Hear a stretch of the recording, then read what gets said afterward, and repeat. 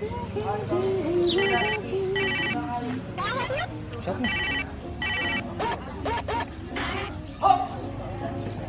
Halo. Waalaikumsalam.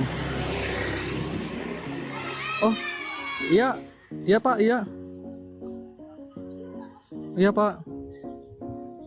Iya, ya, ntar saya suruh belajar lagi si Juprinya. Iya. Ya, waalaikumsalam, Pak.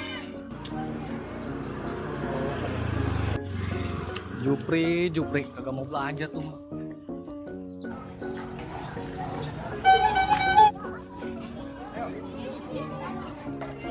Jupri, Kenapa, Pak?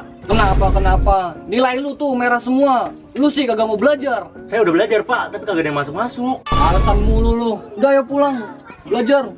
Iya, ntar dulu mau maghrib. Awas lu ya, maghrib kagak balik lu. Iya, bentar. Padahal gua udah belajar loh, tapi kalau masuk-masuk gimana ya? Ya lu belajar kayak gimana, Pal? Belajar biasa aja sih. Ya lu ada yang salah kali. Belajar kan ada tekniknya. Emang ada tekniknya ya? Nah, ada, bahkan ada beberapa. Nah, sekarang lu mending balik dulu dah, no. Udah ditungguin bapak lu. Oke dah, gua balik dulu ya.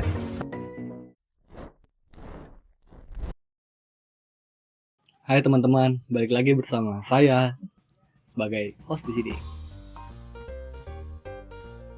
Apakah kamu susah merasa belajar? Belajar terus tapi nggak masuk-masuk? Tenang aja, di sini saya akan Ayo, di sini saya akan memberikan tips and trik cara cepat belajar. Tenang saja, saya di sini membawa kabar baik bagi kalian semua. Dengan mengikuti teknik-teknik yang saya berikan, kalian akan merasa tercerahkan. Mari ikuti.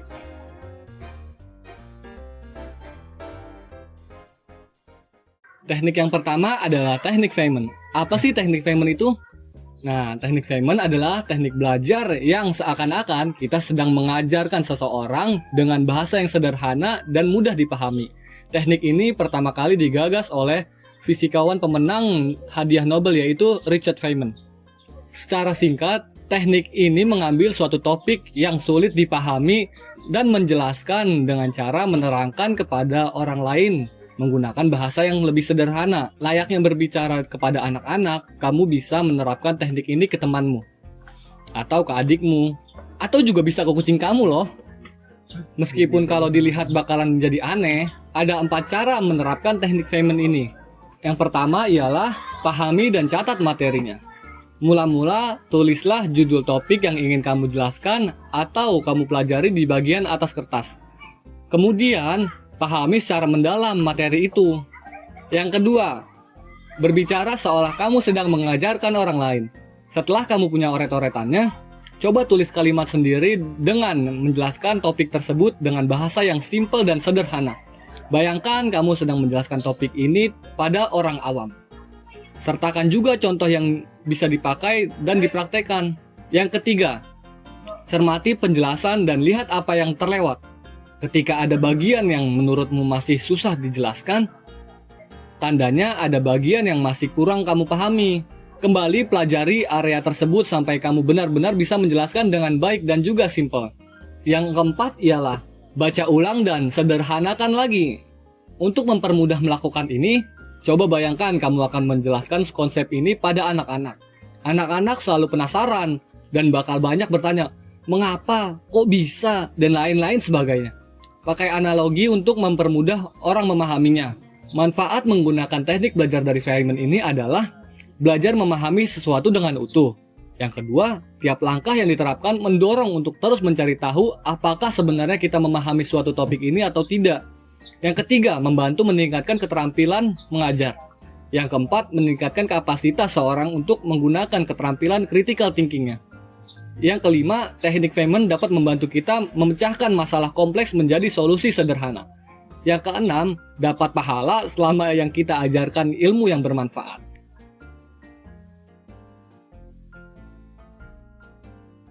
Teknik yang kedua, teknik Pomodoro. Teknik ini cocok untuk kamu yang ingin hangout tapi nggak punya uang. Daripada bengong di rumah, lebih baik mencoba teknik ini. Diperkenalkan oleh Francisco Cirillo pada tahun 1980-an, teknik ini adalah teknik yang fokus pada interval selang waktu. Contohnya, 25 menit yang kamu fokuskan untuk belajar. Setelah itu kamu harus istirahat selama 5 menit. Kemudian cara ini diulang selama 4 babak.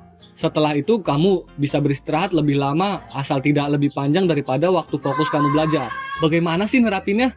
Ini dia langkah-langkahnya. Langkah yang pertama ialah jauhkan distraksi dan matikan notifikasi. Notifikasi ponsel kamu seringkali mendistraksi kita belajar, sehingga bisa membuat kita tergoda untuk membukanya. Matikan notifikasi ponsel dengan menggunakan airplane mode. Tutup browser di laptop yang tidak diperlukan. Cukup siapkan materi yang perlu kamu pelajari, misalnya soal latihan, PowerPoint, atau modul. Langkah yang kedua ialah tentukan jarak istirahat dan belajar yang tepat. Kamu bisa gunakan jam alarm, alarm ponsel, atau jam pasir untuk menentukan beberapa waktu untuk fokus pada materi pelajaran. Sesuaikan waktu fokus berdasarkan ritme kamu sendiri. Cirilo biasa menggunakan waktu 25 menit. Kamu bisa meniru Cirilo sebagai awalannya. Selanjutnya terapkan trial and error untuk menemukan waktu fokus yang sesuai. Setelahnya kamu akan menemukan cara yang paling cocok dalam pengaturan waktunya. Langkah yang ketiga ialah lakukan kegiatan yang menyenangkan saat istirahat. Setelah menyelesaikan waktu fokus untuk belajar, kamu bisa beristirahat dengan melakukan peregangan ringan atau mengambil air minum. Berjalan-jalan sebentar dan melemaskan otot selama 2-5 menit, supaya saat kembali belajar lebih rileks dan fokus. Langkah yang keempat, ulangi teknik Pomodoro sebanyak 4 kali. Setelah menentukan jarak waktu untuk pembelajaran dan istirahat, kamu bisa melakukan teknik Pomodoro ini secara berulang kali. Tujuannya adalah agar kamu bisa terbiasa dengan teknik ini dalam pembelajaran sehari-hari. Ketika selesai, kamu bisa mengambil istirahat yang lebih panjang, berkisar antara 20-30 menitan. Itulah langkah-langkah yang harus kamu lakukan ketika menggunakan teknik Pomodoro. Ingat, dalam menggunakan teknik ini, kamu harus tetap tenang dan fokus.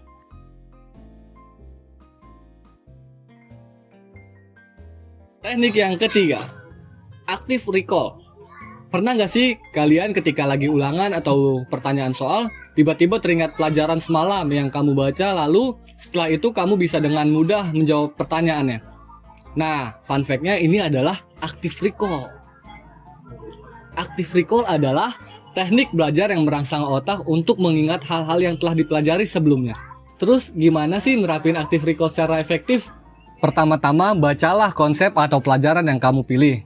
Yang kedua, anggap tahap kedua ini untuk mengetes seberapa jauh kamu memahami pelajaran itu dan membuat pertanyaan sebanyak-banyaknya.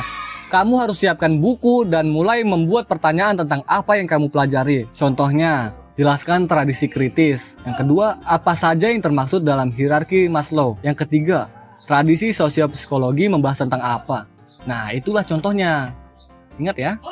Yang ketiga, cobalah jawab hanya dengan ingatan kamu. Coba tarik informasi-informasi yang ada di dalam otak kamu dari pembelajaran yang kamu baca. Dan lihat apakah jawaban kamu benar atau salah. Jika salah, cobalah merevisinya. Dan itulah secil informasi yang saya berikan tentang trik belajar. Semoga bisa membantu kalian semua ya dalam kesulitan belajar. Sehat selalu dan jangan lupa gosok gigi setiap pagi. Dan terima kasih. Bye. Thumbnail itu. Iya, thumbnail lagi. Bagus nak. Udah bang, buruan. Udah buruan. Kita ulang aja. Ini. Yang kedua, berbicara seolah sedang mengajarkan orang lain. Mula-mula, mula-mula lagi.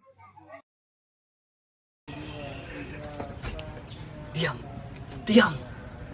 Lanjut. Matikan notifikasi ponsel dengan menggunakan fitur airplane mode. Tutup browser dan Airplane mode. Yang pertama, iya sabar, weh, saya sudah nak bicara nih. Kalian tak usah banyak bicara lah. Ayo. Teknik yang ketiga adalah kamu harus aktif recall. Recall di depan lawan. Teknik yang ketiga ialah kamu harus recall di depan lawan. Tas di botland, di gotland ataupun di juga SP lane, kamu harus recall sepanjang waktu.